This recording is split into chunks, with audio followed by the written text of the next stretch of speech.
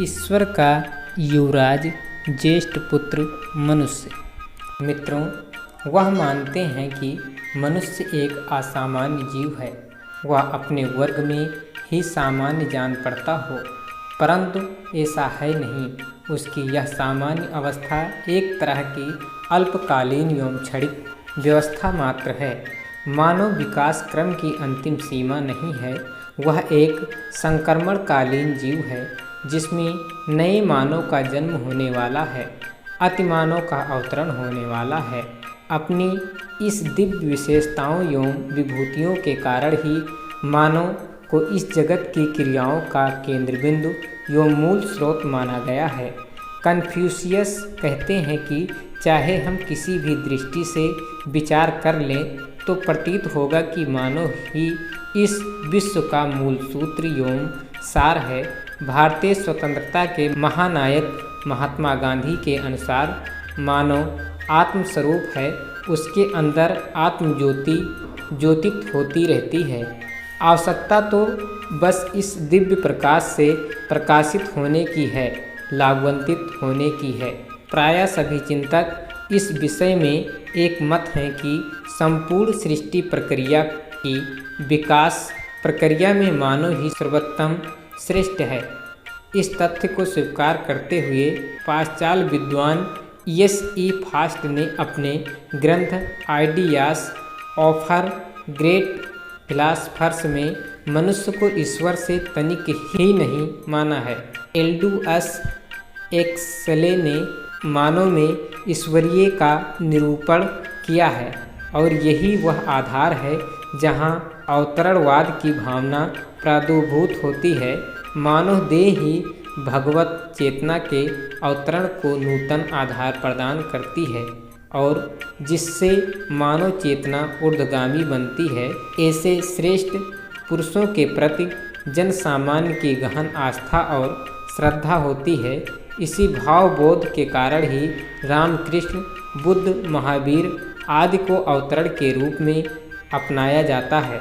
इन अवतारी महामानवों ने समाज में अपने उत्कृष्ट चिंतन, दृढ़ चरित्र एवं प्रेम पूर्ण व्यवहार का लोकाचार प्रस्तुत किया है ताकि जन सामान्य महाजनों येन गतः सा पंथा की उक्ति को सिद्ध कर सके, उनके दिखाए हुए पथ का अनुसरण कर सके और अपने आधार को मानवता को उभार सके।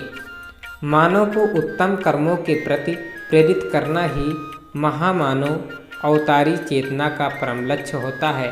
वे निष्काम भाव से विश्व में सेवा, सहिष्णुता, सद्भाव का प्रचार प्रसार करते हैं।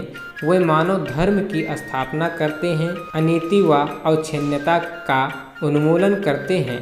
मानव धर्म यही है कि मानव मानवीय सत्य को पहचाने, समझे एवं आचरण में उतारे तथा प्राणी मात्र के प्रति सद्भाव बनाए रखे। पारस्परिकता की इस अनुभूति में ही विश्व चेतना का ईश्वरीय सत्य निहित है। आपसी स्नेह, सौंदर्य, सहयोग एवं आचार विचार की श्रेष्ठता द्वारा भौतिक मूल्यों के साथ साथ आध्यात्मिक गुण का परिवर्धन एवं विकास होता है। मानव का मूल्यांकन इन्हीं दिव्य गुणों तथा उत्कृष्ट कर्मों के आधार पर होता है। इन्हीं कारणों से केथेन मॉर्गन ने स्पष्ट किया है कि बाह्य रूप से रूप आकार की दृष्टि से इंसान एवं ईश्वर भिन्न होते हुए भी तत्व रूप में एक ही हैं। मनुष्य ईश्वर की सुंदर एवं अनमोल रचना है। उसे बनाने तराशने में ईश्वर ने अपनी कलाकारिता को चरम सीमा पर पहुंचा दिया है। शारीरिक और बौद्धिक क्षमता के अतिरिक्त एक भावना क्षेत्र भी ईश्वरीय कृति की विशेषता है जो मानव अंतःकरण में उत्कृष्टता के सार तत्व के रूप में विद्यमान है। इसी की बदौलत ईश्वर का ज्येष्ठ श्रेष्ठ पुत्र युवराज कहलाता है, अर्थात ईश्वर की अनंत सीमाओं एवं सत्ताओं में वह विचरण करता है। अतः मनुष्य है निस्संदेह इस सृष्टि की सबसे बड़ी विभूति है, विधाता की सर्वश्रेष्ठ रचना है। अव्यवस्थित धरती को सुव्यवस्थित रूप देने का श्रेय उसे ही प्राप्त है। ज्ञान विज्ञान, भाषा, लिपि, स्वर आदि की जो विशेषताएं उसे प्राप्त हैं, उनसे निसंदेह उसकी महत्ता प्रतिपादित होती है। मनुष्य में विकास की अनंत संभावनाएं सन्निहित हैं।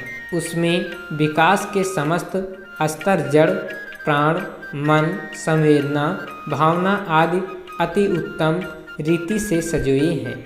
इतना ही नहीं, वह अपने सचेतन प्रयास से आत्मा के शीर्ष स्तर तक पहुंच सकता है, परमात्मा से एकाकार एकीभूत हो सकता है। परंतु इस दिव्य विशेषता को साकार कर पाना तभी संभव है जब मनुष्य अपने आप को ईश्वर का राजकुमार मानकर तदनुरूप अपने क्रियाकलापों का निर्धारण करे, अपनी मानवीय गौरव गरिमा के अनुकूल कर्म करे, ईश्वर को सर्वव्यापी न्यायकारी मानकर उसके अनुशासन को अपने जीवन में उतारे तथा अपने आप को समाज का एक अभिन्न अंग मानते हुए सबके हित में अपना हित समझने का संकल्प करे।